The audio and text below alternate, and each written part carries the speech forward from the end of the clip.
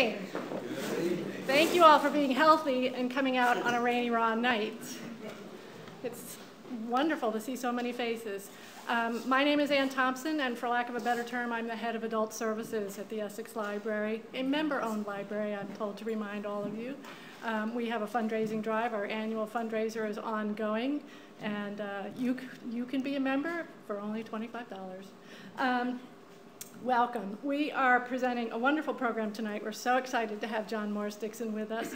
I have flyers to hand out. I'll put them on the desk, and you can grab one at the end for the rest of the speakers for the Centerbrook Lecture Series for the year. Next month, we have Bill Chilton coming in from, he lives in New Haven, is local, but he works around the world, and he's going to be talking about building relationships with different clients, and so that should make for a very interesting talk. We've got Chuck Benson, Dr. Professor Colonel Chuck Benson is coming back. If you've been before and seen him, he's given us lively talks about Bernini and Lutyens and some very nice things. So he's always a fun speaker, and we always learn something that we can use at a cocktail party afterwards. And we have people speaking. We've got a film director coming in, and hopefully he'll be able to show his documentary, Modern Tide, that's just been released. It's been going around all the film festivals, and that's about the mid-century modern houses on Long Island that are being destroyed as we speak, and how people are going about trying to preserve them. We've got a couple more speakers after that, and you can see them on the handout when you leave. I also am motivated always to thank Centerbrook Architects for supporting the library with this program. We could not begin to have the kinds of speakers in that we do without Centerbrook Architects, so thank you, Centerbrook Architects. And with that, I'll introduce partner Jim Childress. We're thinking of attorney Bill Childress. I'm her husband. My husband, Jim Childress. It's going to get bad in another couple of decades. It's an absolute honor for me to be able to introduce John Dixon, who we've known for a number of years. John, I guess I learned tonight, after a stint in the Army in Korea and Japan, was an MIT grad, then went on into architectural journalism in 1960 with an architecture degree, right, studying architecture. And then he went on to serve as the chief editor of Progressive Architecture magazine for 25 years, from 1972 to 96. I don't have the microphone, so I'll do my best. John has a mic. You were taught how to speak in third grade. I'm going back to third grade. I apologize. John's written a number of books. The one he's currently working on is looking at tracing the course of modern architecture in the 1950s. And he also, you sit on a building committee for the Greenwich Historical Society, too. So he's very interested in history, modern architecture, everywhere. And I think his influence on architecture in this country is hard to overestimate. I would frankly hold him among, he doesn't talk about any of this, but to my opinion, he's among the top people who have influenced architecture in our country in the last 50 years. Because as editor of a magazine like Progressive Architecture, he's the one deciding what's progressive. And I think his honest, articulate view of what makes buildings great has had a large influence on many of us at Centerbrook and across the country. And I've had more colleagues tell me the same thing, so I don't think I'm making this up. He helped articulate the value of design that focused on how comfortable a building can be as much as how beautiful and thoughtful it is. And he argued for good architecture that was accessible to a wider audience. I think he's in the same camp as Jane Jacobs and who recently passed away, Louise Huxtable, Paul Goldberg at the New York Times, Bob Campbell at the Boston Globe, some of my favorite critics, who talked about similar things. And it's that influence that I think has really made a difference in all of us. And I think our world is better for it. I think if he hadn't come along, all of these, you know, back in the 50s, sort of these bad modern boxes, these shopping malls that would show up, they're really bad modern architecture, really dreary. He pushed for it. He pushed for things that were more comfortable and more interesting, more thoughtful, more accessible to a larger audience, to the point that now those modern boxes that are being reinvented are actually more comfortable, more friendly, and more accessible. I think it's a great legacy, and I'm honored to have him here to talk with us tonight. Thanks, John.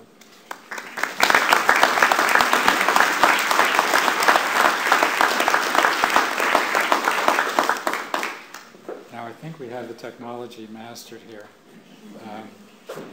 However, we don't know how to light a piece of paper, and anyway, never mind. I'm not on yet, right? No, you need to be on. I need to be on. Now I'm on. Make a big difference. Turn yourself on, that's great. I turned myself on. Anyway, yes, I've known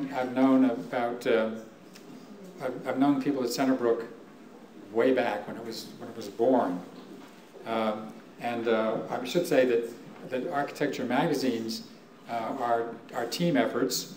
I have to say that because I have a team member in the audience from Progressive Architecture, Mike Crosby, who was a senior editor with us for a long time and contributed a lot to it. It was a rather democratic process, and I'm pleased that at least Jim thinks we had a good influence on the world. I chose the topic, the building next door, and its architectural relationship to context. I realized from the start of this that it's been an underlying concern of mine for my entire life in architecture and journalism. I've always been trying to overcome the 1950s education I had back in the heyday of doctrinaire modern architecture, when everybody was assured that modernism would simply replace all those misguided, eclectic buildings that cluttered up our landscape. That we would have towers, freestanding, sculptural buildings in open spaces. That we'd get rid of those confined streets with their confusing mix of uses. Residential would be over here in its park, commercial would be over here in its office park or retail mall. This was really, at the time, the ideal. Since our intention was to replace all that stuff we'd inherited, there was no reason for our gleaming towers to acknowledge the things that were around them. In the decades since, of course, that arrogant attitude has been replaced, and with the recognition that the old patterns were worth respecting and, in some cases, replicating. The tower in the park gave way to an idea of that we would have buildings hugging the sidewalk, that we would establish landmark districts, that we would speak about incremental interventions in cities. We never thought about that in the 50s when we were just going to wipe everything out. And of course, in some instances in the 50s, we actually did wipe large swaths of cities out. We no longer idealize the separation of residential from other uses or the separation of cars from people. The idea of an architecture that's universally applicable, an architecture of abstract geometrical forms, has also gone by the wayside. We've come to recognize that buildings symbolize their role in the community, and that if everything is an abstract geometrical box, that doesn't necessarily work. Communicating with the public has become a goal. By the 1980s, contextualism had become the byword. It meant designing variations and sometimes outright imitations of neighboring buildings. And to some people, that's what it meant. But relating to context does not mean just emulating what's next door. I've been thinking about assembling these examples and how buildings can respond to context, And the response is by no means limited to visual relationships and physical relationships. It's also functional and social. The images I'm going to show are quite diverse. I'm going to be skipping around in time and all over the place geographically. And I'm going to come down to Connecticut at the end. I guess that's down. You'll see some technically polished photographs, and you'll see some shot from the hip photographs with all kinds of distracting elements in them. So let's start with a historical, what's now a historical ideal. This is Toledo in Spain, and we're seeing the way a community developed organically from the Middle Ages on, and it stands on its hilltop at the bend in the river. This is more or less the view that El Greco made famous. And like so many cities that give us so much pleasure to visit now, Toledo lost its powerful economic and political position because the Spanish royal court moved to Madrid in 1561. So much of Toledo has survived, and what you see is a kind of a fabric of buildings that are very similar in materials and in aspirations, a vernacular kind of building with a few landmarks, a few steeples, a few heavy, massive blocks of buildings for institutions, all related to the landscape. And then another example happens also from Spain. Here's Granada, a part of Granada, as seen looking down from the Alhambra. I'm not quite sure how old this is, but it follows old, organic, local traditions in terms of the kind of domestic arrangements people wanted, the response to the climate, the use of materials that were at hand. Then we can go on. That was from, I'm not sure what date. The Paris in the 19th century, you also had a very consistent look. This is along Boulevard, I think it's the Boulevard Saint-Germain. In Paris, I know that the consistency was regulated. It was consistent by law. The building there was a height for the cornice established under law in relation to the width of the street. And you see the pretty much consistency of the cornice line here. And then above, you have the mansards.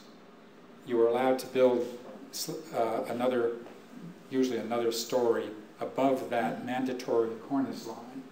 And because this was generally, or I think it was, all walk-up, what you had up in that mansard were the legendary garrets where the starving artists hung out. And then the wealthier people lived closer. This was where the most elegant rooms were in these buildings, typically. Anyway, there was a certain convention. The material was all the same. It was the material that was convenient, and the technology was familiar. So you got a lovely consistency. You didn't have to worry too much about what was next door. You knew what next door was going to look like. Possibly some of those earlier examples had regulations governing what you could build as well. I haven't researched that, but we know certainly we're familiar with the 19th century here. Then I want to talk about the relationship of vernacular building. You see that they've maintained a cornice line here. You right up into the church. The materials distinguish the church. It's very distinctive use of materials. Of course, the distinctive entrance, the rose window, distinguishes the church from this ordinary functional building next door. And this, I think, is particularly interesting. There's a little chapel here. And this is the smallest of the elements in the picture, but it's been given great distinction by using white marble to frame this arch. And opening to display the little dome. It does all the things to make a special building relate to the general fabric of the town. Consistent kind of housing, residential buildings, rather grand, flanking this street. I think they're probably not residential now, they're all institutional of some kind. But I believe they were built as residential. The materials are probably all basically the same materials. The cream color paint at some point got to be what one did with one's house. But the whole composition centers on the church. It relates the church to the other buildings around it. It's kind of an ideal example of buildings, exceptional buildings relating to context. Now, when modernism came in, this is what you could get. This is a vintage photograph by the great architectural photographer Ezra Stoller, and I will not say where this building is or who designed it, but it represents what I was saying. You know, we were going to wipe all that stuff out, so it simply didn't matter how we related to it. This building was the future, and this was the something to be discarded.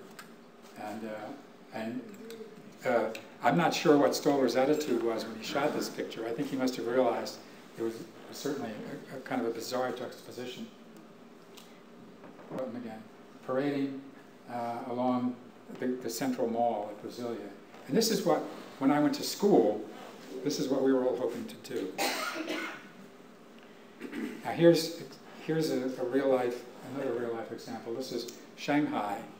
I think 2006, I think this was.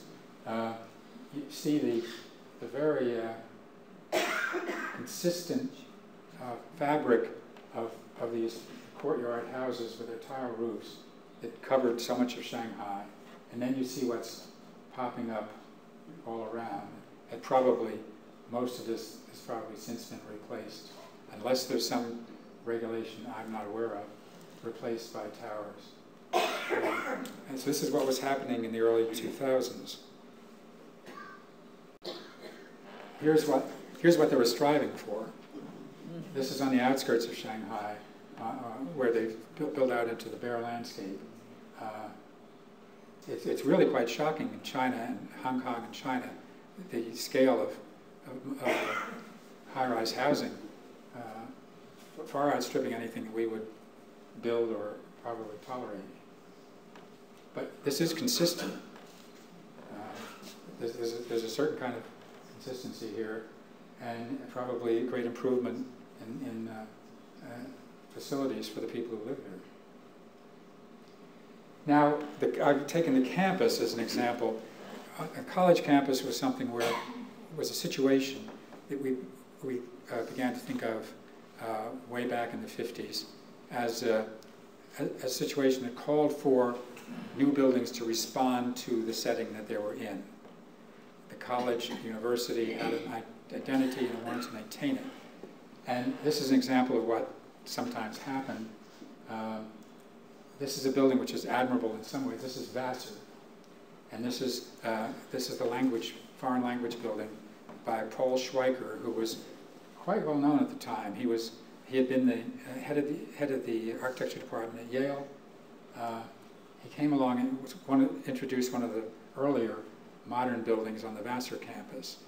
Here you see this modern idea of the building is based on the technology of concrete vaults, concrete modular vaults over the offices and classrooms. I think I think it's 6'8". Each 6'8" module is a faculty office. And there you see something of the context that it was in. Apparently, except maybe for the red on the trim, very little interest in establishing any relationship with the rest of the campus. Also notice all the air conditioning units. In the 1950s, it was unthinkable that you would air condition an academic building like this. I think now they're working on extending the campus system to this building, and maybe they'll get rid of those, but it shows you technical change. Already in '58 was to recognize a part of the campus plan. This building wraps around a part of a 500-foot circle, which was laid out in the 1860s for the Vassar students, the women at Vassar in the 1860s to exercise and also to prance around on their horses. I understand that horses were part of the culture in the 1860s. And there was a track around it too. You could race your horses or yourself around the track. I'm not sure who did both things. It might get rather messy. But Saarinen designed this to go around a quarter of the circle, and he had done a master plan where this whole thing was going to be duplicated, so that this would have wrapped around half of the circle. This was finished in 1958, the only part that was finished from this plan. Campus plans tend to wear out rather quickly and have short shelf life. Here's the interior of that, where you see there's absolutely no concession made to traditional architecture at all. The interior is strictly modern, with even some of the rather swoopy expressionist kinds of things that Saarinen did in other buildings, and the sunken seating area, which was dubbed the Passion Pit by the students. Here I was on the top floor of this building. This is the dormitory the Baker House dormitory by Alvar Aalto, which broke with the modern tradition of the time. It was completed in '48, and it had, instead of having great swaths of glass and concrete and steel, it had brick walls with rather conventional windows punched into the brick walls. And also, you can't see it here, this faces the river. All these rooms have a great view of the Charles River across to Boston. And the whole thing was laid out so that the rooms just almost all stretch along this area with the view. What Aalto did is to have another juxtaposition. He juxtaposed a very modern pavilion down here, the dining hall, which is much more like a conventional modern building, with all rectangular and continuous glazing. It had some other rather avant-garde things too. It had a planted roof, which wasn't in very good shape when this picture was taken. This is planted in vines. And another feature it had was that the center of the dining hall was lighted by skylights, and in the evening, the lights outside the skylight lighted the interior.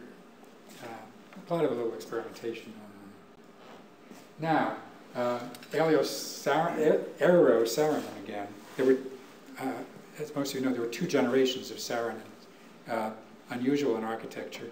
Eero Saarinen started working in the early 1900s, came over to the States, and worked at Cranbrook Academy in Michigan, and he brought with him his young son, Eero, who grew up to be an equally famous architect, studied at Yale, incidentally.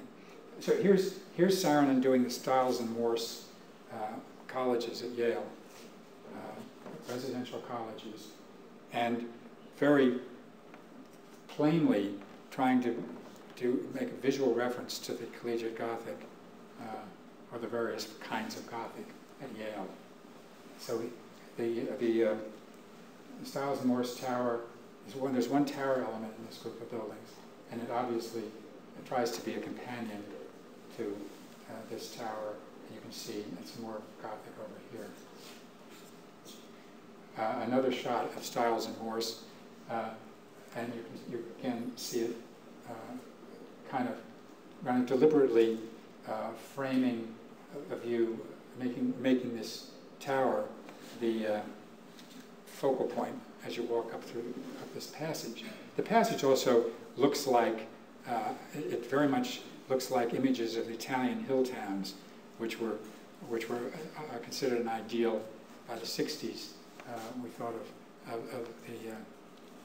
these towns, and instead of the stucco walls, you have he had an unusual kind of stone stuck into the concrete as the concrete was being poured. I read that Saarinen said that we would no longer be laying up masonry walls. We'd no longer be doing brick walls. That was a bygone technology. It turns out we're still doing it. But so he had this, you see quite clearly what he was doing, just embedding chunks of stone into the concrete for texture. But Saarinen often, and this is probably the most overt example of trying to establish a strong relationship with some existing buildings and styles. Now, another, just one shot example. This is Wesleyan near here. I very much, I just have one shot. I admire the arts complex that was designed by Kevin Roche, who was, in fact, Eero Saarinen's successor, essentially. And I just brought in this one shot that shows one of the older buildings and one part of this arts complex. The same kind of, it has a kind of a classical composition, a kind of restraint and classical composition which echoes the older building. Here's Harvard. These are dormitories that were built in Harvard Yard. Looking for the date here. This was 1970s, I believe. Yeah, 1974. And this is the architect Ezra Ehrenkrantz from New York. So here, obviously, you have the old buildings, and what Ehrenkrantz gave them was something that wouldn't violate the traditions of the yard. Brick wall buildings with little roof, pitched metal standing seam roofs, probably hiding a lot of mechanical stuff, ducts. And then, but you notice the windows are made up. This part of the window has basically the size and proportion of these old windows. And he expands the window by putting in another movable pane next to it, so that you actually are getting this shape repeated over and over, but with a little dividend. And also this opening through is part of the tradition of college campuses. This is back to Vassar. We're bouncing all around. This is, then we got into the really postmodern era when there was a lot of very overt emulation of past styles. And this is in addition to the main library there. Here you see a part of the main library, which was very much a collegiate Gothic citadel-like building, quite handsome. Hardy Holson Pfeiffer came along. What year this was? It was 2001. This is rather late for this kind of postmodern. Trying to, bring here you have the peak and all the little.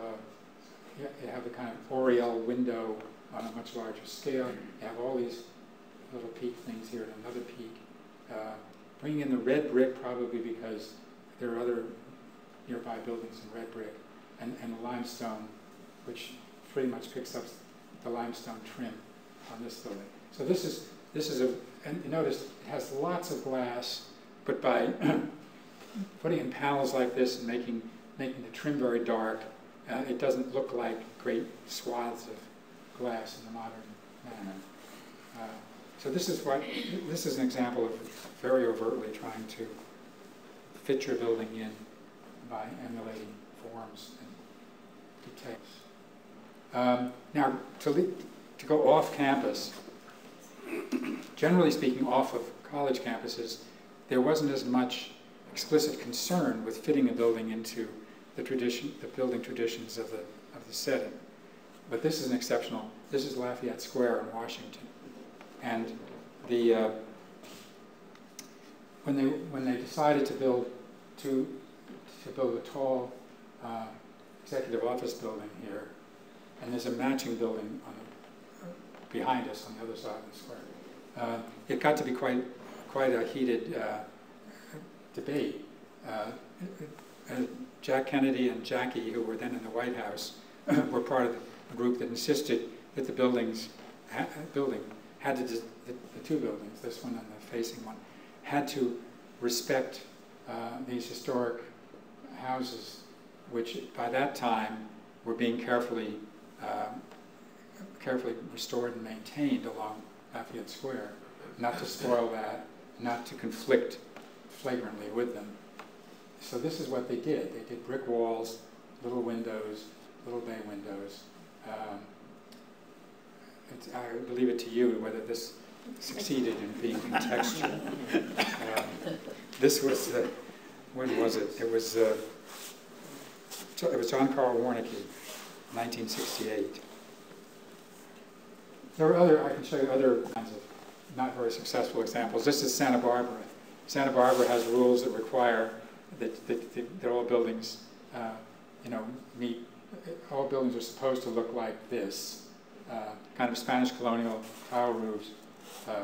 This parking garage, I would admit, it isn't very convincing.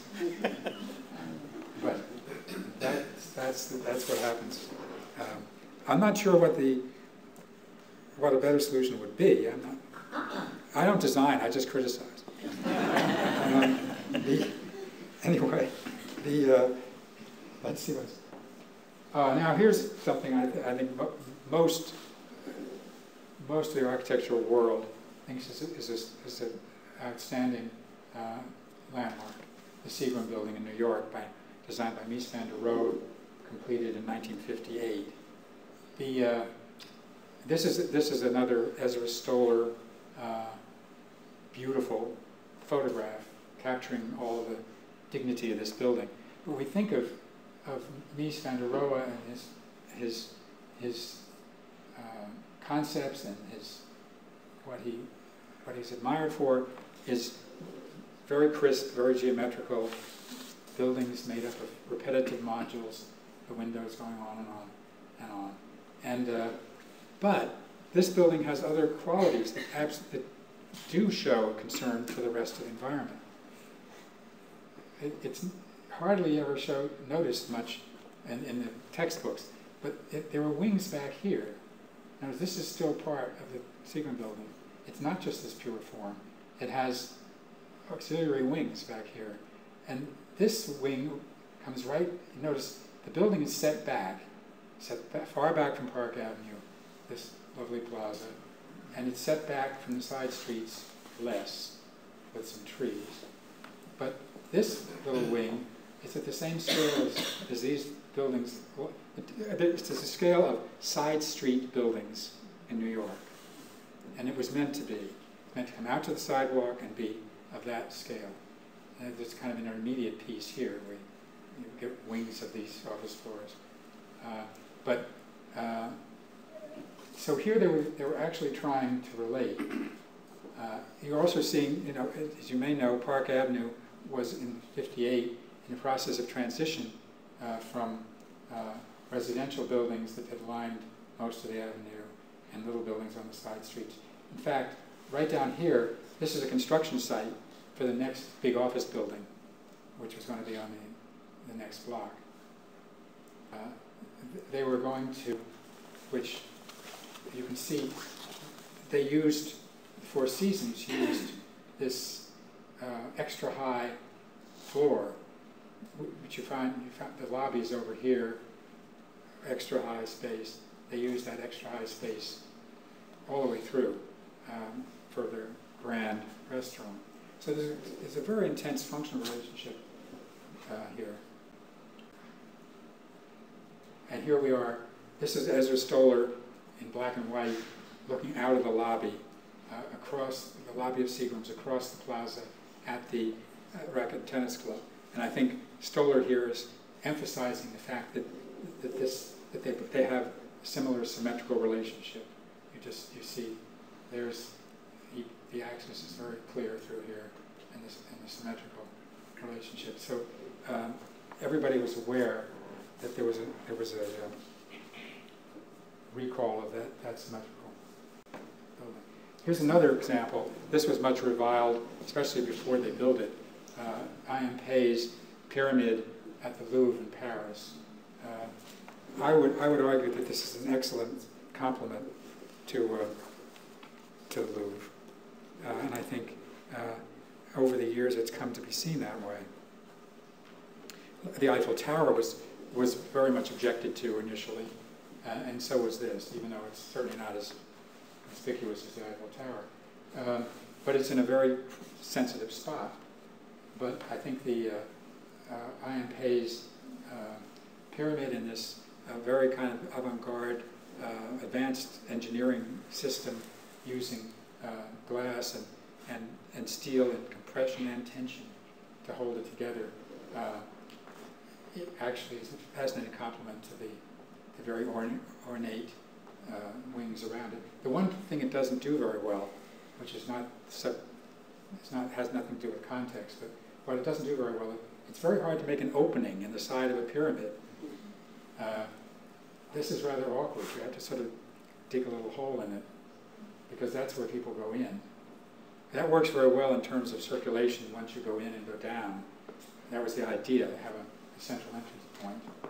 But, and again, walking through the sloping side of the pyramid is awkward.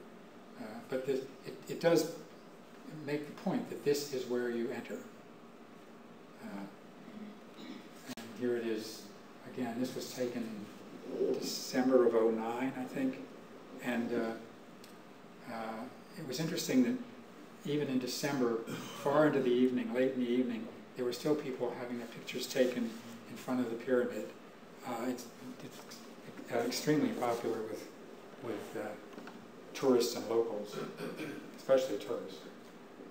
What that thing is actually made of.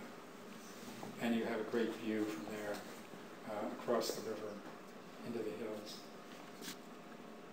Now, a much more kind of down-to-earth example of fitting in. This is also Prague. And this is a new, in the center, a new boutique, in 2005. I think probably completed 2004. A new boutique hotel by the architect Eva Jirikna. And she has just done a very, very clean and simple wall. With punched windows, or, following the same tradition, and she gives them some kind of emphasis with a little metal mesh sunshades. It's south facing, and the sunshades actually work. But it also, all the color of the materials, the color of the sunshades, the modular rhythm of the windows all relate to what's around. A totally different kind of relationship. I've thought of different relationships. Here's a very exceptional work of architecture, the Vietnam Memorial. And it's important that an integral part of the design was that you walk down into this recessed place with the names on the dark granite wall. But either way, when you walk out this way, you're on the axis of the Washington Monument, and if you walk out the other way, it's a Lincoln Memorial. And this was by no means an accident. This was part of the original concept. One of the reasons this scheme was chosen for the memorial. But this is that, as many of you probably know, as you drive into Philadelphia from the northwest, or as you go through on Amtrak, you always see this whole. You see the river and this group of buildings as you pass through. This is a building related to something else, a building related to a monumental sculpture. This is Columbus, Indiana. Jim Childress and Ann were there in the spring. We had a design conference in Columbus. This is the main public library, designed by I.M. Pei, and I'm looking for the date. Completed in '69. This goes pretty far back.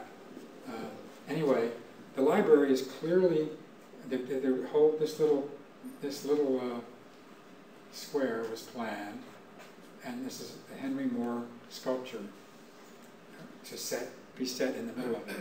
And I.M. designed the library with a great blank wall here, against which you would see the sculpture. The building has ample glass over here, and here, but it's obviously meant as like a backdrop on a stage set in a way to be the surface against which you view the sculpture. Here we come a little closer to it. The brick, of course, the building again is a common red brick, which relates to the traditions of a place like Columbus, Indiana. And then the brick is brought down into the this paving and that paving to tie this all together. Now, part of this scheme is that across the street is a much earlier landmark of modern architecture. This is the first Christian church by Eliel Saarinen, the father of Eero Saarinen. Both Saarinens worked on it, actually. This goes back to 1942. And this was a very pioneering piece of modern architecture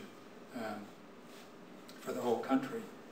And it makes the point of being modern. I mean, clearly it doesn't use the red brick. It's done in sort of creamy brick and limestone, very geometrical. Everything sharply geometrical. But that's the other side of this little square here. And when you go in the library, even looking out of the library is actually quite elegant inside as well. and looking at this shot shows you looking out. You see the gridded concrete roof of the main library space juxtaposed with the gridded front of the church. Maybe I'm seeing something. Maybe I've seen what I want to see there. This building has now been, the interior has been scrupulously restored. It had been really trashed over the decades while it was still used as an air terminal. Now it's been kind of retired. So it's a very well preserved landmark at the moment. But the point, I think, of his photograph is to juxtapose the forms of the airplane with the building. After all, these terminals are seen as much from the air side as they are from the car side. This is going back to, I'm sorry, back to Vassar again. And it's this is the Ferry Cooperative dorm, which was quite early modern, their earliest modern, I guess, 1951 by Marcel Breuer. And this shows, in a way, it shows modern architecture ignoring context or defying context, because the building has very modern character. You know, it's quite different from its whole institutional setting. It's got white brick, it's got wood on the surface, it's got little metal sunshades running along here. It's saying, it's very much in the style of the modern houses of circa 1950.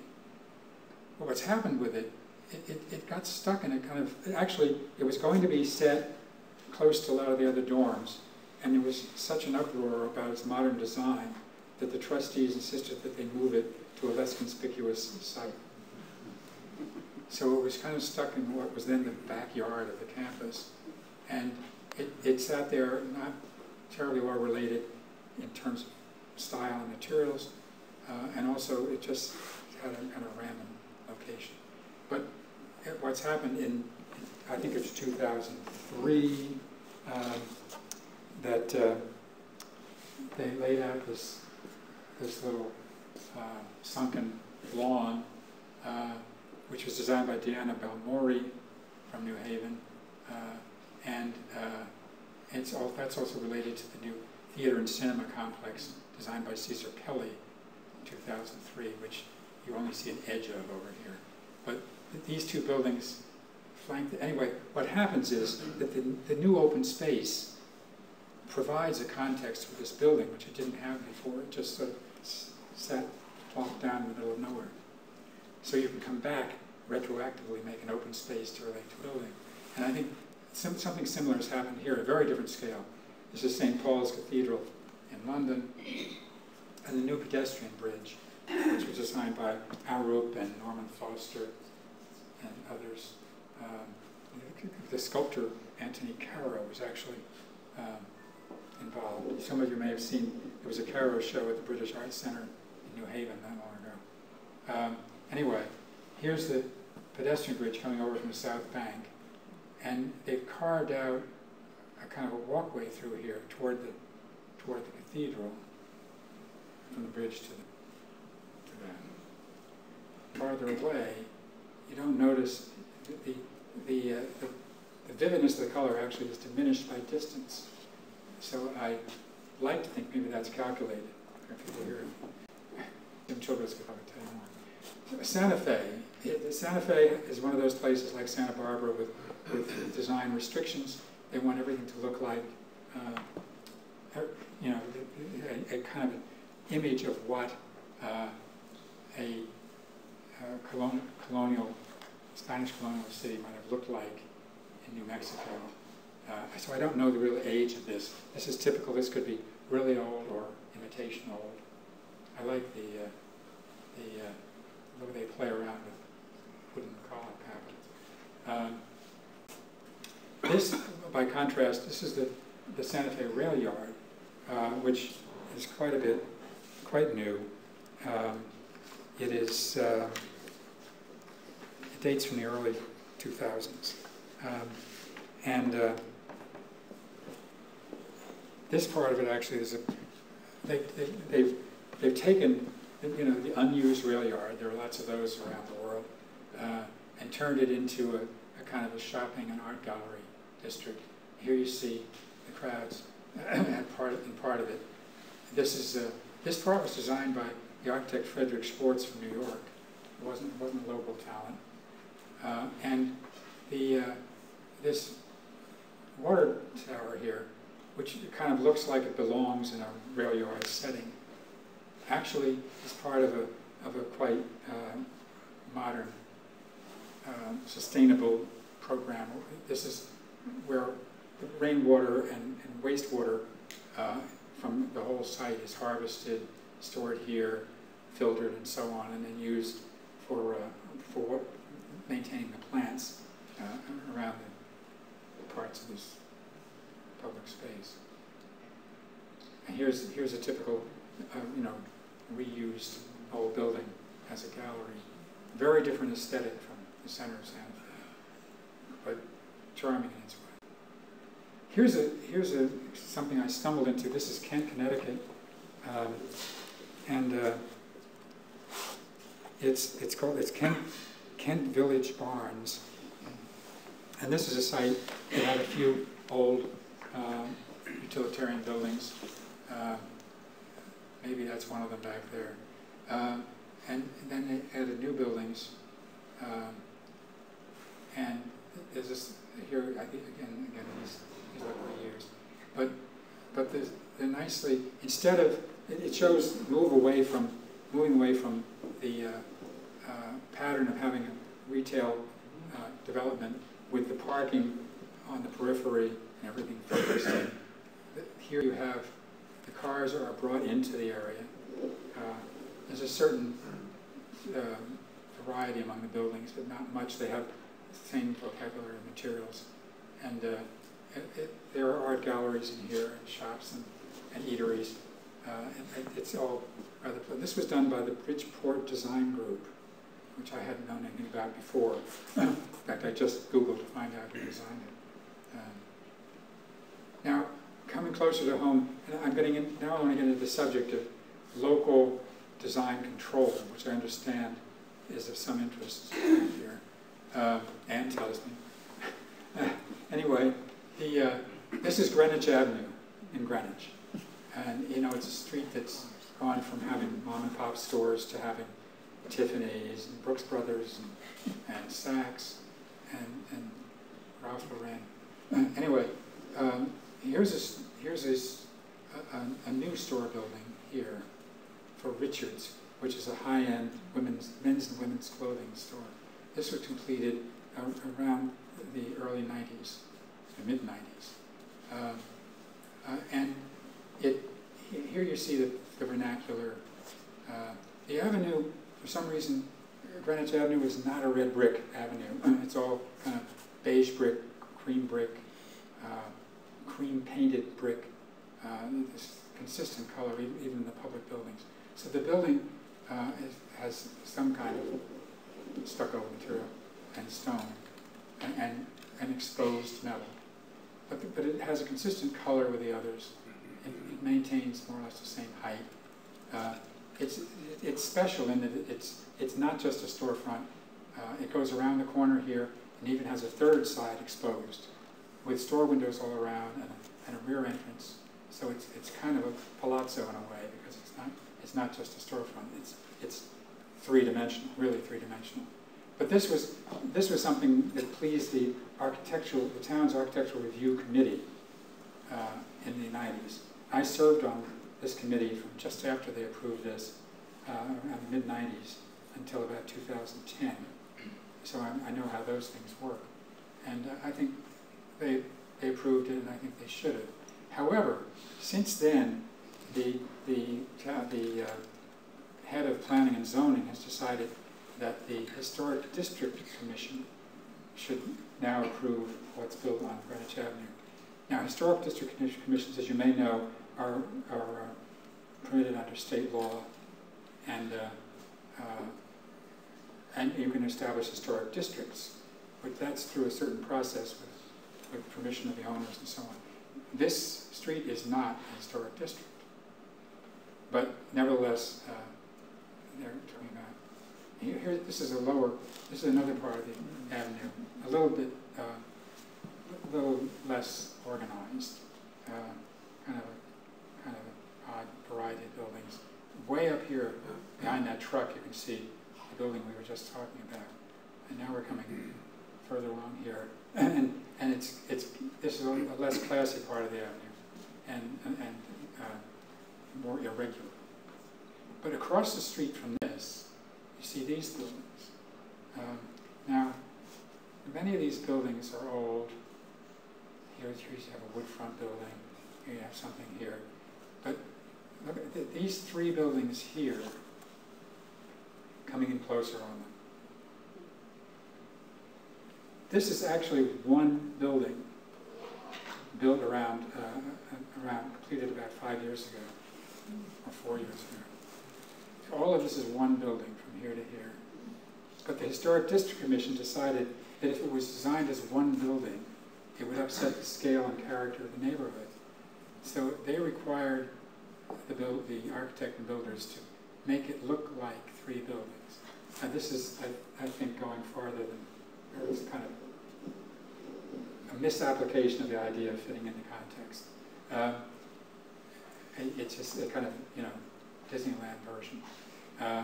And there are ironies here because it's one building, the street level tenant, it doesn't have three street level tenants. It has two. This one has this part and a third of what looks like the middle building, and another tenant has the rest. So as you go by, the actual activity here doesn't match the imagery of the upper floors. Then there was also something else ironic. The Historic District Commission, which I obviously am opposed, this is a confrontational situation between two reviewing bodies. They generally paid no attention to landscape and very little attention to signage and awnings, things like that. And for a while, there were little trees popping up here, because there's a roof deck for the apartment dwellers up here, and so having little trees pop up was, I wish I had a picture of those. It was kind of surrealistic, and certainly not consistent with the image of the West Avenue. Anyway, the Planning and Zoning had the Architectural Review Committee review it and asked them please to move the trees back so they're not visible. So presumably there are trees up there, but they don't show on the street. At the end of the street, here's a new building. Again, this is about 4 or 5 years old. Not even that, it's 3 years old. A new kind of form that they thought was appropriate for anchoring one end of the avenue. And it's clearly trying to look 19th century, trying to look like it's kind of a landmarkish quality with a clock and a turret. And across on the other side here, there's now, the land has been cleared, and this is what's proposed. Gateway to Greenwich Avenue. And it's to look this way, which to me looks a little bit medieval. It doesn't, I can't relate this to any tradition around there. There are actually some rather Tudor-style buildings a few blocks away, but I don't see why get into this kind of English medieval. It takes this corner, acute corner, and puts something along this side, along that side, at strange angles, and then does a kind of what looks like part of an octagon in the middle to reconcile them at the center. Anyway, going back, here's the children's, let's say children's annex back here. And this carefully picks up a lot of the same qualities. That window here, which is at a much larger scale than any opening in the old building, is actually on a grand stair that takes you up to the main level of the children's library. And when you look out, you're looking down the length of the public park across the street. And unfortunately, the snow kind of obscures it, but there's a pond that runs through here. So one could take a better picture without snow to show that you're looking down the length of the pond. So again, like that shot from the interior of the Seagrams, this is an instance of designing so that from the interior you have a very positive reference back to the environment, to the surrounding environment.